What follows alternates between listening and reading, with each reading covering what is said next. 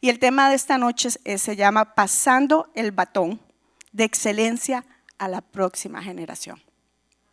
Y ustedes me dirían, ¿qué es un batón? Es un pedazo puede ser madera, de cualquier cosa, que se usa en las carreras de relevo, ¿no? Y depende de cada uno de los que están haciendo la carrera de dar lo mejor de ellos, de darlo con excelencia. Si cojo el batón mal, lo voy a dar mal. Y la próxima persona va a tener dificultad corriendo la carrera. Now, hoy estamos hablando del batón, pero no vamos a tener eso aquí. Estamos hablando de un batón de dejar un legado. ¿Quién quiere dejar un legado? Yo quiero dejar un legado para mi próxima generación. Un legado, un testimonio que la próxima generación pueda decir, sí se puede. Estamos viviendo tiempos donde nuestra próxima generación está teniendo mucha dificultad. Los que tienen niños, creo, y jóvenes, sabemos todas las dificultades que estas nuevas generaciones están enfrentando. Y nosotros como padres, como iglesia, como hijos de Dios, necesitamos dejar a nuestra nueva generación un legado, donde ellos van a poder van a enfrentar los nuevos retos, porque sus retos no van a ser como los míos, van a ser retos diferentes y basados en lo que estamos viviendo. Yo creo que retos más altos, ¿no? Vivimos, como decía yo anteriormente, tiempos difíciles, donde el llamado a la excelencia es necesario. Hoy las cosas que antes se decían buenas, se dicen que ahora son malas. Y las cosas que eran malas, las llamamos buenas. ¿Y qué pasa? Es cuando nosotros empieza a suceder eso, el enemigo viene sutilmente y empieza a poner cosas en nuestros oídos. Y nosotros, sin darnos cuenta, empezamos a desviarnos de lo que es la excelencia de Dios. Una vez que hagamos una cosa incorrecta, la segunda vez lo vamos a hacer, la tercera y sigue, ¿no? Quería dar un ejemplo. Yo tengo un perrito, un schnauzer. Yo creo que todo el mundo lo conoce, a Toby. Y él tiene una característica muy única. Y me habla mucho el Señor a través de él. ¿Por qué? En el momento que él hace o aprende algo, se acabó. Lo sigue haciendo constantemente. Y no hay quien se lo quite. Él es súper inteligente y una vez, y cuando yo hablo aquí, muchas veces cuando hacemos una cosa, nosotros seguimos haciéndola y sin darnos cuenta que estamos desviándonos de lo que Dios realmente nos está llamando. Como cuerpo necesitamos prepararnos para salir de nuestra zona de comodidad y salir de estas 4 puertas.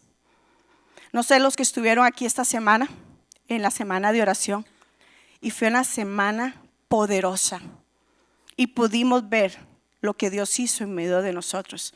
Pero no puede quedarse aquí, no puede quedarse aquí, tiene que salir fuera de lo que somos aquí. La semana pasada el pastor Marcos habló algo que me llamó muchísimo la atención y toda la semana estuve pensando en él. ¿Quién conoce a Bill Gates o ha oído de Bill Gates? Un hombre muy famoso, ¿no? Y el pastor decía la semana pasada que le preguntaron a él cuál era el éxito que él había tenido. Y él dijo muy fácil, enfocarte. Y él decía, pero ¿cómo así? Enfocarte es decir no para poder seguir lo que estaba enfocándose, ¿no? Y él hablaba de Nehemías, que estaban en la construcción del muro y lo vinieron a llamar y le dijo, no, yo estoy cumpliendo una misión. Entonces, eso me llama a mí, me habla mucho de la excelencia de enfocarme en realmente lo que quiero hacer y no desviarme tan fácilmente de todo lo que está alrededor de nosotros, ¿no? Y quería el versículo base que el Señor me dio, es en Hechos 15 del 37 al 40 y la palabra dice así. Y Bernabé quería que llevasen consigo a Juan, el que tenía por sobrenombre Marcos. Pero Pablo no le parecía bien llevar consigo al que había apartado de ellos desde Panfilia y no había ido con ellos a la obra. ¿Qué pasa aquí? Bernabé y Juan Marcos a un punto están con Pablo y van a salir. Y, ¿qué dice? Se me olvidó el nombre, pero Marcos, no voy, me voy para allá. Yo no voy a ir. Y cuando Pablo va a comenzar su segundo viaje misionero, él le dice, Bernabé viene y le dice, me voy a traer a Juan Marcos conmigo otra vez. Y Pablo dijo, no lo vamos a hacer. ¿Por qué? Porque él había desistido. Entonces, porque cuando él empieza, Pablo, a su segundo viaje, él tenía una urgencia muy grande, que era llevar la palabra de Dios. Yo creo que es muy parecido a lo que está pasando en estos tiempos hoy. Hay una urgencia de la palabra de Dios, porque la venida del Señor está cerca. Si en aquel tiempo había urgencia, imagínense este tiempo. Y las cosas que estamos viendo son ya inicios de la venida del Señor. Entonces Pablo emprende su segundo viaje misionero y, como decía, tenía una urgencia de llevar el evangelio para fortalecer las iglesias que ya se habían establecido durante su primer viaje. Bernabé propone llevar a Juan Marcos, pero Pablo se niega rotundamente. Dice, no. Y deciden apartarse. Bernabé se va con Juan Marcos, continúan por otro camino y Pablo emprende su segundo viaje. Pero Pablo lo hace con poca mano de obra. ¿Por qué poca mano? Él iba solo a llevar ese evangelio. Y en el camino, él escoge a Silas y se lo lleva hacia Siria. Llegando a Listra, le hablan de un tal joven llamado Timoteo. Y hoy en la casa tenemos jóvenes también, ¿no? Hablan de un tal Timoteo, que era hijo de una judía y su padre era griego. Y Pablo decide tomar a Timoteo y llevárselo consigo. Pero cuando yo veo que él lo toma, él decide dejarle el legado a Timoteo, para que Timoteo siguiese a la próxima generación. ¿Cuál es la realidad? Aquí ninguno es eterno. Nos cansamos, llegamos a ser viejos, no comenzó en nosotros y no va a terminar en nosotros. Pero si nosotros no preparamos la próxima generación, ¿qué va a pasar? ¿Qué va a pasar si nosotros no preparamos para esa próxima generación? Y poder pasar el batón que estábamos diciendo de relevo a la próxima generación. Pablo sabía que llegaría el tiempo donde no más podía hacerlo. Algo que podemos ver, Timoteo era joven, entonces no podemos tener excusa que porque ser joven no puedo. No, todos tenemos eso. Y a mí, los que me conocen saben que a mí me encanta el fútbol, ¿no? El soccer. Y algo que a mí me encanta de ese deporte es, para mí es un juego de relevo, porque comienza y van pasando, uno se lo pasa al otro, el otro al otro. Y el que llega a anotar el gol, realmente no fue él, fue el trabajo de todos para llegar allá. No fue el que metió el gol, fue un trabajo de equipo, un trabajo de relevo, porque el que está atrás no le va a dar el aire para llegar hasta la otra lado de la cancha y meter el gol. Entonces, eso me habla mucho a mí de relevo. Y yo creo que todos conocen quién es Pelé, ¿no? El gran Pelé, ¿no? Que por cierto hace poco murió. Pero ¿sabe cuáles fueron unas cosas que a mí me pareció tan interesante? Ese gran jugador de fútbol, él supo en el momento que él tenía que entregar su legado, en su momento clímax, en su momento más alto. Entonces nosotros como iglesia necesitamos ver cuándo nosotros estamos a ese nivel y es tiempo de pasar el batón a la próxima generación. No podemos esperar cuando yo estoy viejito así y no puedo ni moverme y no puedo ni hablar, ni puedo ser ejemplo, porque ya estoy en mis otros tiempos, ¿no? Entonces, ahora quiero hablar, el versículo que nosotros estamos usando este año es Daniel 6:3. que dice, porque un espíritu de excelencia está en él. Y estamos hablando de Daniel. Entonces ahora voy a hablar un poquito de Daniel. ¿Por qué los estoy comparando? Timoteo era joven, Daniel era joven. Eran dos, pero vamos a hablar ahora un poquito de Daniel. Daniel fue un joven hebreo que tenía una vida muy disciplinada. Había una disciplina en él. Y sirvió de ejemplo. Fue llevado como esclavo por el rey, déjame que si lo puedo decir bien, Nabucodonosor de Babilonia. ¿Ok? Mientras era prisionero, fue entrenado de una manera especial. Y eso me llama mucho la idea, porque fue entrenado para que él prestara servicio en la corte del rey. ¿Qué quiere decir? Cuando nosotros caminamos en un camino de excelencia, vamos a llegar a momentos que necesitamos ser entrenados. Entonces, el caminar en excelencia requiere un entrenamiento, requiere una entrega. Si tú quieres un título, una carrera, ¿qué tienes que hacer? Estudiar, prepararte y pagar un precio. Hay que pagar un precio. Si yo estoy estudiando y paso a hacer lo que todo el mundo está haciendo, ¿qué pasa? No voy a poder alcanzar el título o la carrera que yo estoy queriendo. Y aquí no estamos hablando de una carrera, pero sí estamos hablando de una misión que Dios nos está entregando a cada uno de nosotros. Lo cual significa que hay un precio que pagar, ¿no? Bueno, seguimos hablando de Daniel. Se destacó porque podía interpretar los sueños y tuvo visiones de parte de Dios que le sirvieron de advertencia a los babilónicos. Daniel tenía 3 amigos y vamos a hablar un momento de sus 3 amigos, lo cual sus nombres fueron cambiados. Por ejemplo, el primero se llamaba Ananías, que quería decir su nombre, Dios es misericordioso, pero se lo cambiaron y le pusieron un nombre llamado Sadak, que decía iluminado por el Dios Sol.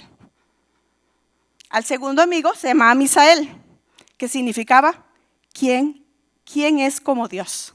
Y le cambian su nombre a Mesac, que quería decir ¿quién como Islar? Era un dios de esa época. Y luego está Azarías, que su nombre decía el Señor es mi ayuda. Y el nombre que él recibió es Abnego, esclavo de Nabú, un dios babilónico.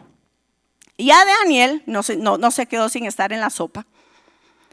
Su nombre quería decir Dios juzga, pero recibió el nombre de Beltasar, príncipe de Bel. Entonces, nos pueden cambiar el nombre, a mí me pueden llamar lo que quieran, pero no cambia mi esencia. No cambia mi esencia, porque si yo sé quién soy, que me llamen como quieran. Y Dios nos está llamando hoy como iglesia a saber lo que es la esencia y saber pelear nuestras batallas. ¿Me voy a poner a pelear porque me llaman así? No es importante. En nuestro trabajo decimos es irrelevant. No es irrelevante, que me llamen como quiera. Pero él acepta cambiar su nombre, pero no aceptó aceptar la comida del rey. ¿Y por qué no la quiso aceptar? Porque la carne y el vino que les estaban dando habían sido ofrecidos como sacrificio a otros dioses. Y ahí la cosa cambia. Ahí la cosa cambia. Me pueden cambiar el nombre, pero ya comer cosa que ha sido ofrecido a otro dios, ya ahí estamos hablando de otro tema. Entonces aquí ya sí le ponemos atención a la cosa. Ahora, si yo me pongo a pelear por el nombre, me quedo enredada en el nombre porque me llamaron, porque me dijiste. Vamos a ver lo que son las cosas realmente importantes. Y además en aquel tiempo esa era contra la ley de Moisés. En otras palabras, era pecado. Y ahí cambió la historia. Daniel fue un ejemplo de fidelidad al negarse a aceptar las costumbres de los babilónicos, los cuales no adoraban al Señor que tú y yo conocemos. Él se paró firme, él sabía quién era y él sabía el enfoque a donde él se estaba yendo. Daniel no tuvo temor de enfrentar, él tuvo el coraje y él arriesgó todas esas cosas para cumplir la voluntad de Dios, corriendo aún el riesgo de afrontar muerte. Eso a mí me confronta mucho.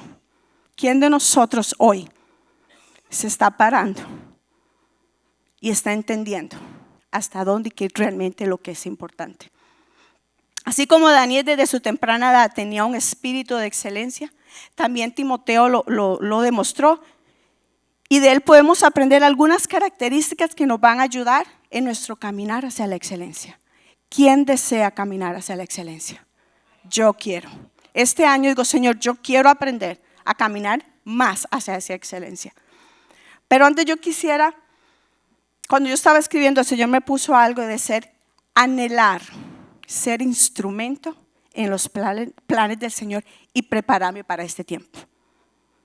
¿Quién quiere decir conmigo? Anhelo ser instrumento en los planes del Señor y prepararme para este tiempo. Necesitamos prepararnos para este tiempo. No va a suceder si yo no pongo de mi parte. No va a suceder si no le pongo la importancia que necesita. Y no va a suceder si no sacrifico para ese tiempo. Como decíamos ahora, si yo quiero una carrera tengo que sacrificar tiempo, años, vida, mucho tiempo para poderlo obtener. Ahora, ¿por qué Pablo decide llevar a Timoteo? Porque Pablo lo decide llevar y a él y lo escoge como la persona que le va a dejar un legado para que él siga. Pablo sabía, Pablo estuvo encarcelado 2 años, pero él necesitaba ese tipo de personas. No, él encontró 3 características de las cuales yo quiero hablar esta noche. Es de carácter, fe y fidelidad. Dios nos está llamando en este tiempo a esas 3 características. Si yo no tengo el carácter, estoy mal. Si no tengo la fe, tuki tuki lulú. Y si no tengo la fidelidad, imagínate, ¿no? Entonces, estos elementos son fundamentales. Yo quería dar la definición que es carácter. Según el diccionario, dice que es un conjunto de rasgos, cualidades o circunstancias que indica la naturaleza propia de una cosa o la manera de pensar y actuar de una persona. La manera de pensar y actuar.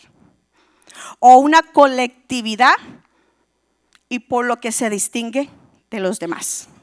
Entonces, el carácter nos hace únicos. Una característica que el Señor nos da. Y en Filipenses 4:12, la palabra dice así: sé vivir con limitaciones. Y esto es Pablo. También sé tener en abundancia y en todo estoy enseñado. Tanto para estar satisfecho como para tener hambre. Lo mismo para tener abundancia que para sufrir necesidad.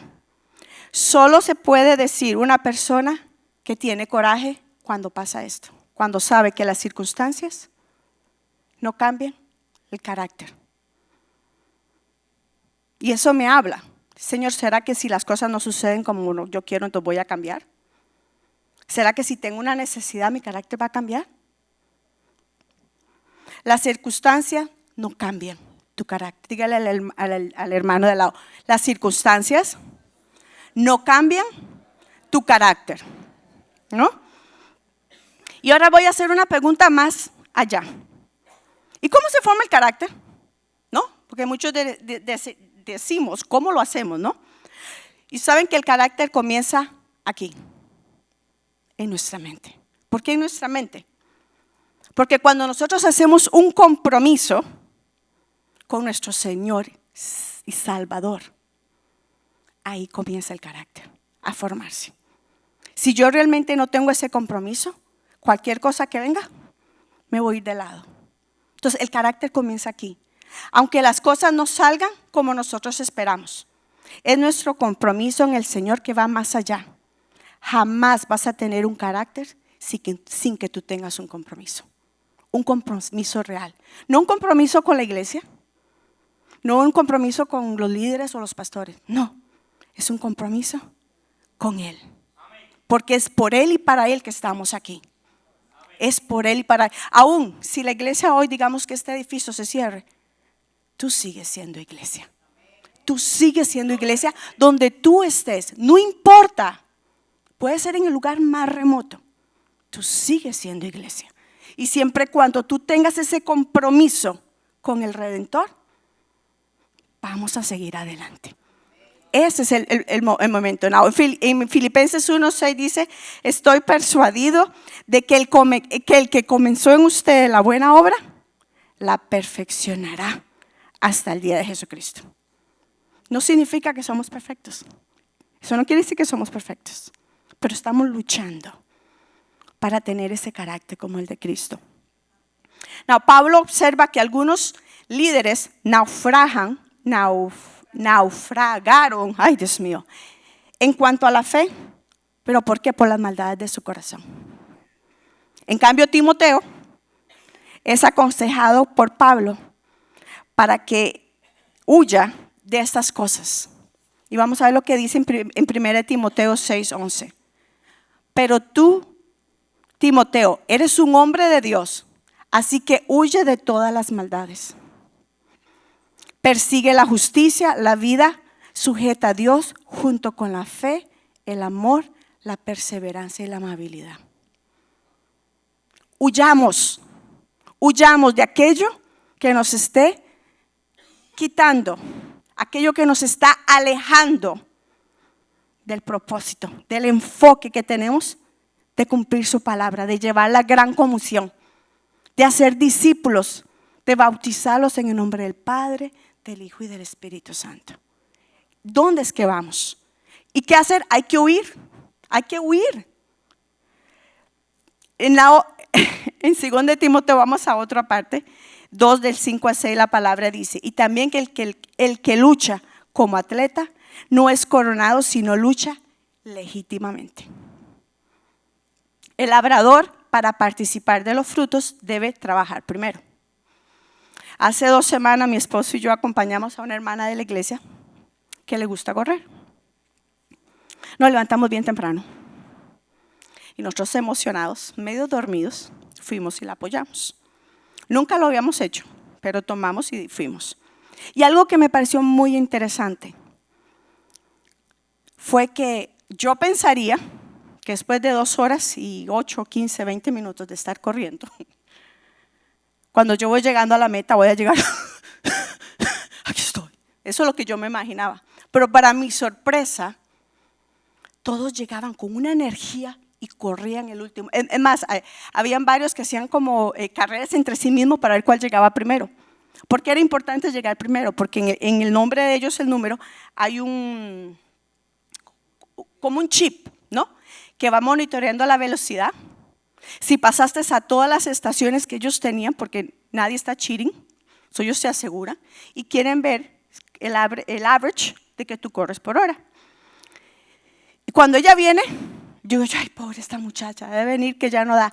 Ella venía con una alegría y venía con mucho más energía. Entonces me decía, wow, Señor, así deberíamos ser nosotros. Así es como debiéramos hacer nosotros. Cuando la cosa se pone peluda, cuando la cosa se pone difícil, tenemos que hacer con más fuerza, porque vamos a llegar hacia la meta. Pero yo decía, maybe solo la persona que estaba conmigo, pero no, todos hacían lo mismo.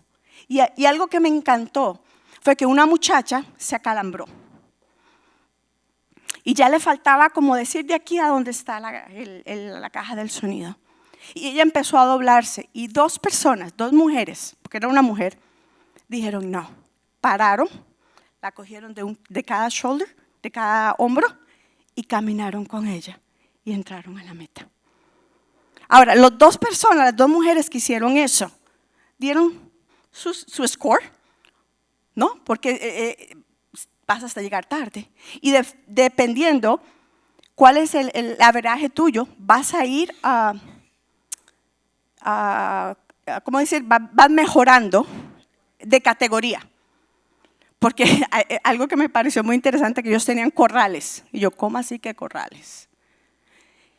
El corral A es el que tiene mejor averaje. El B, el C. Entonces, todos los que corren tienen que, sus números son importantes para que su próxima carrera esté más cerca. Más esas 2 mujeres aceptaron echar para atrás. Tal vez perder el lugar del corral que hubieran querido, pero llevar a mi hermano. Y así, eso me habló mucho, porque como iglesia va a haber momentos que vamos a necesitar que alguien nos coja del brazo. Yo he tenido momentos que he llegado a estar cansada. He tenido luchas. Pero hay alguien que me ha dicho, ven, vamos a correr, vamos a llegar. Yo necesito de ánimo. Y yo estoy segura que le preguntaré a cada uno de ustedes, ¿usted necesita ánimo en el correr? Sí, ¿no? Eso es lo que puede nosotros enfocarnos. Ahora, ¿y cómo hacemos esto? ¿No? Cuando creamos ese carácter, el saber que mi no es no y que mi sí es sí. Lo vimos como dijo Bill Gates. Él dijo no y él se mantuvo. Eso crea mi carácter. Cuando consistentemente llegamos a lo que nos comprometimos. Si yo dije que iba a hacer algo, yo voy a llegar constantemente. Y si en el camino me siento que no, oro, pido ayuda, ayúdame porque yo llego al final. Si yo dije que yo voy Dios me da un ministerio, por chiquito que sea, puede ser al frente, dando las buenas tardes, buenas noches. Puedo estar constante, porque Dios, eso fue lo que puso en mis manos. Y no es acerca del tamaño, es acerca de la condición de mi corazón. Llegar a tiempo, ser puntuales, porque si tú sabes que es algo importante, le vas a dar la prioridad. ¿No? La puntualidad no es algo que yo voy a imponer mi mano si va a ser puesto sobre una persona. La puntualidad es una decisión. Yo decido ser puntual porque al que le estoy siendo puntual es el Rey. A Él, eso es carácter. Carácter es pagar el precio y ser constante. Por ejemplo, yo veo los hermanos de la alabanza. ¿Qué necesitan ellos? Venir a tiempo, practicar. Cuando muchos estamos en la casa haciendo otra cosa, ellos están aquí practicando. Hay que pagar un precio. Si tú quieres un púlpito y quieres enseñar, tienes que estudiar. Si tú quieres ser un pastor, tienes que mantener tu testimonio. Cada uno tiene un precio que pagar. Enfócate en lo que es importante. Vimos como los 3 amigos de Daniel le cambiaron el nombre. Eso no es importante.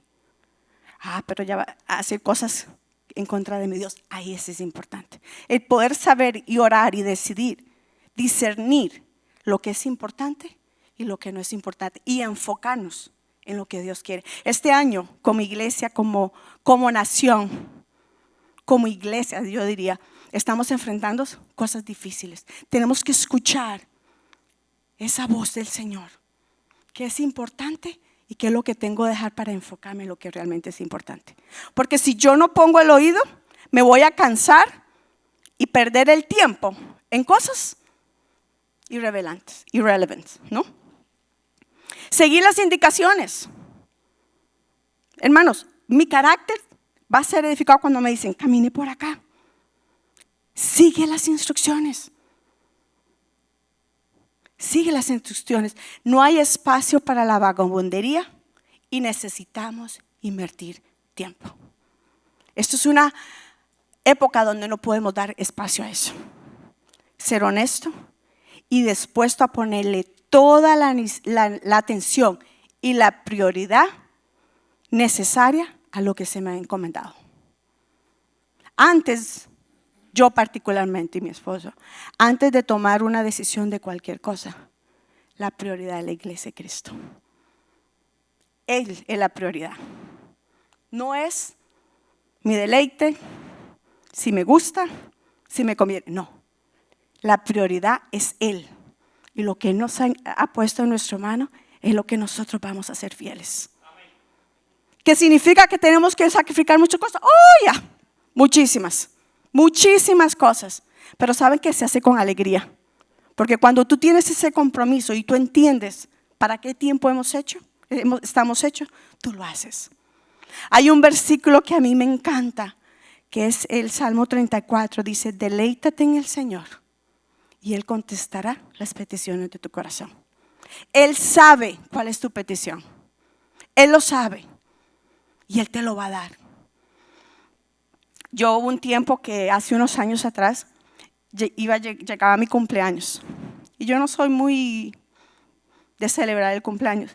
Pero esa vez Yo tenía 2 deseos y no se lo dije a nadie, ni incluyendo a mi esposo. Las que me conocen saben que me encantan las plantas, me encantan las flores, los colores de las flores. Y mi color favorito es el rosado. Y yo dije, Señor, yo quiero 2 cosas en mi cumpleaños. Quiero un perfume, lo que nunca, no es algo normal mío. Y mi esposo es el que siempre me compra los perfumes, porque yo ni en los nombres sé. Y otra cosa, yo quiero muchas flores rosadas, porque ese es mi color favorito, nadie lo sabía. El día de mi cumpleaños empieza a llegar gente a mi casa. Llegaron mis hermanos, mis cuñadas, bueno, empezó todo el mundo a entrar a mi casa.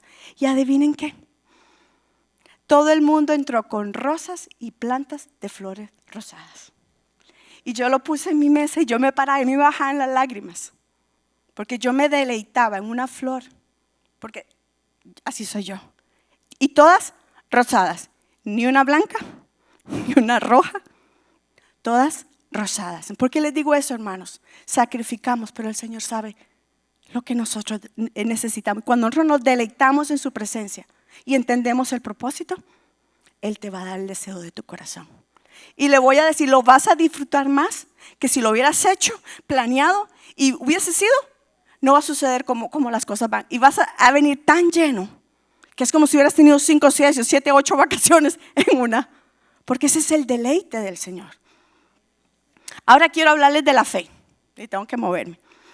Segunda de Timoteo 1, del 4 al 5, y dice la palabra, deseando verte, al acordarme de tus lágrimas, para llenarte de gozo, trayendo a memoria la fe no fingida que hay en ti, la cual habitó primero en tu abuela Loida y en tu madre Eunice, y estoy seguro que en ti también. La palabra griega que se traduce fe no fingida se traduce a la palabra anhipócritos, Dios mío, la cual es la palabra contraria a la palabra hipócrita, que era lo que generalmente hacían los actores en este tiempo. En pocas palabras, la fe de Timoteo era genuina, sincera y sin fingimiento o actuación. Y es para preguntarnos a nosotros, ¿es mi fe genuina? O tal vez que cuando viene la tormenta, empiezo a dudar, no lo digo, pero está ahí, está ahí. Una fe donde no hay máscaras. Si me falta la fe, mi hermano. Ayúdeme, porque hoy necesito de fe. No es que cuando llega todo bien, no. Vamos a ser sinceros. Necesito. Sin máscaras, celos, contiendas, juicios o agendas ocultas. Es que si no pasa así, yo voy a tomar el plan B porque me voy para la puerta de atrás y voy a hacer tal cosa. Porque no está sucediendo como yo quiero. El futuro de nuestra iglesia y de este país depende en que si tú y yo abrazamos la fe. ¿Me entendieron? El futuro de esta iglesia, tú como iglesia y de este país depende si nosotros abrazamos esa fe y la pasamos a la próxima generación. ¿Cómo nuestra generación, estos jóvenes, van a decir que hay fe cuando yo no la puedo vivir? Cuando yo no soy un ejemplo. ¿Cómo? Y la fe, tú la puedes esconder, pero va a salir. Timoteo abrazó la fe. Una generación que se le puede confiar es una generación que sabe recibir con respeto y cuidado el legado de la fe. El legado de la fe. Ahora vamos a hablar de fidelidad, que es el tercer elemento. En la fidelidad no hay agenda escondida. Da la vida por las ovejas. Decide amar a las personas que Dios ha puesto como importantes en sus vidas. Fidelidad, aunque no entienda en ese momento. En 1 Tesalonicenses 3, del 1 al 2 dice, por último, cuando ya no pudimos soportarlo más, decidimos quedarnos solos en Atenas y enviamos a Timoteo a que los visitara. Él es un hermano nuestro y colaborador de Dios en la proclamación de la buena noticia de Dios. Timoteo, a solicitud de Pablo, había marchado de vuelta a Tesalónica para supervisar la obra ya. Imagina, un joven lo están mandando a mirar una obra. ¿Por qué? Por su fidelidad, por su fe, por su carácter que no cambiaba. Pablo le confió varias tareas de importancia, como de motivar a los tesalonicenses, sufriendo persecución. Hoy en día vemos cuánta persecución. El viernes estábamos orando por la gente de Turquía y Siria. Y hay personas ahí que están llevando la palabra y están siendo perseguidos. Animar en la fe de los nuevos convertidos en Corinto y corregir los errores de la iglesia de Éfeso. Oye, tremendo lo que le están enviando, ¿no? Fidelidad en los pequeños envíos. Si Dios te está enviando, si están diciendo, mueve esto acá, sigue las instrucciones y sé fiel. Ahora, de moverlo aquí, que lo quisiste hacer aquí, aquí, acá y llegaste ahí, eso es irrelevante. Pero lo pusiste, esa es la fidelidad. En Filipenses 2, del versículo 19 al 21 dice: espero en el Señor Jesús enviarlos pronto a Timoteo, para que yo también esté de buen ánimo al saber de vuestro estado. Pues a ninguno, dice la palabra, tengo el mismo ánimo y déjame esperar otra vez. Timoteo, vamos a empezar de nuevo. Espero en el Señor Jesús enviarlos pronto a Timoteo, para que yo también esté de buen ánimo al saber de vuestro estado. Pues a ninguno tengo del mismo ánimo y que tan sinceramente interés por vosotros. Él tenía un buen ánimo y era una persona sincera. Porque todos buscan lo suyo propio, no lo que es de Cristo Jesús. Pero ya conocéis los méritos de Él, como hijo a padre, ha servido conmigo en el Evangelio. Yo quiero ser ese Timoteo. Yo quiero ser ese Timoteo. Y que la próxima generación también lo sean. Yo quiero compartir rápidamente en Mateo 25, del 14 al 30. Hubo una historia que escuché esta semana que me pareció muy interesante.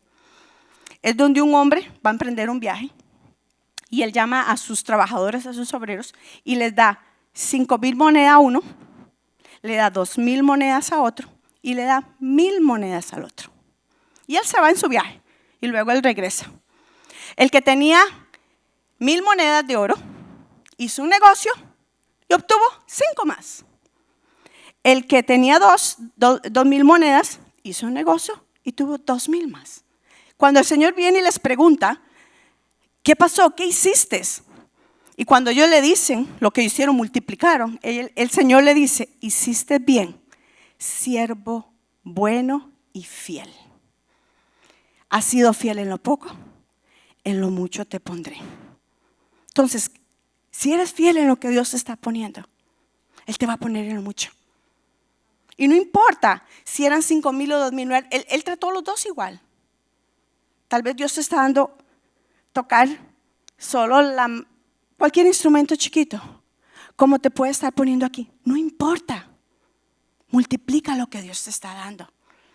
Pero ¿qué pasó con el de 1,000? Ahí es donde viene el problema. El de 1,000 dice: ay, yo sé que tú eres un hombre duro y tuve miedo, y yo lo que hice fue que lo escondí, pero aquí están los 1,000. ¿Y qué fue lo que el Señor le dijo? Quíteselo. Le dijo primero: siervo malo y perezoso, vagabundo. Quítenselo y déselo al que tenía 1,000. Eso habla a mí muy fuerte.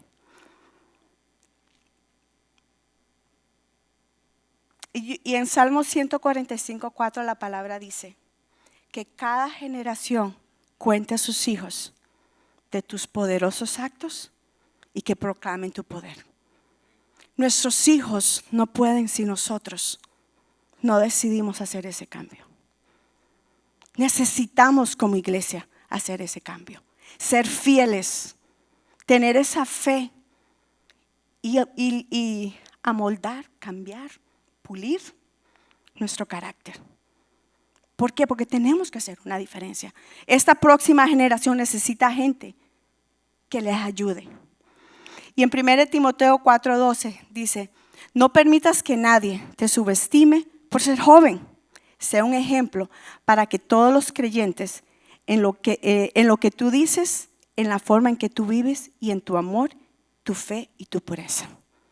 Él quería porque ya estaba haciendo algo y iba a volver a suceder. Cuando él decía que en la casa había que sacar lo viejo y lo nuevo, ¿será que Dios quiere sacar lo viejo para que le demos espacio a algo nuevo? Y me impresionó donde todos corrieron juntos en diferentes tamaños de la red y todos unidos jalaron y pusieron y llenaron la barca. ¿Quién quiere esta noche llenar esa barca? Yo quiero llenar esa barca. No importa si eres joven, no importa si eres más mayor. Y yo quería, el Señor me dio una idea. Los que me conocen saben que yo no tengo talentos de decorar ni soy artística. Si no, le preguntan a mi hermana Jenny, haciendo la casa de Ginger, ¿no? El año pasado. No tengo talento para nada.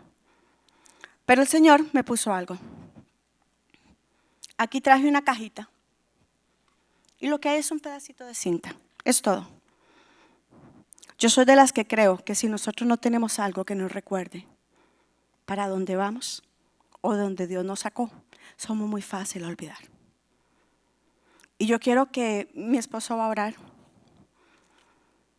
Y yo quisiera que si tú algo de lo que hablamos en esta noche tú crees que necesitas y que tú necesitas recordar que Dios nos ha llamado para ser pescadores de hombres, pero con excelencia. Que Dios nos está llamando a pasar el batón a la próxima generación, dejando un legado, un ejemplo que comienza conmigo, donde yo voy a querer cambiar mi carácter, que mi sí sea sí, que mi no sea no, que digan este hombre o esta mujer sabe en quién creen. O me dice a la fe, no sé qué es lo que Dios está hablando contigo, pero que podamos hoy entender que tenemos que cambiar, que necesitamos pagar un precio para vivir esa excelencia. Entonces mi hermana va a ministrar con una alabanza y mi esposo va a orar. Y el que sienta puede venir y coger un pedacito de cinta, lo puedes meter en tu wallet, lo puedes poner en tu refrigerador, algo que cada día tú te levantes y digas, para aquí voy, estoy enfocada. Sé cuál es el propósito por el cual Dios me ha llamado y para dónde voy. Y cuando venga el día que está la tormenta, estoy enfocado porque voy a cumplir con lo que Dios puso en mi mano. Yo voy a orar y hacer una proclamación en esta noche. Señor Jesús, en esta noche, Padre, yo te pido por aquellos ancianos, Señor, aquellos de la tercera edad, Señor, que asisten a nuestra iglesia, Señor. Yo te pido por ellos, Señor.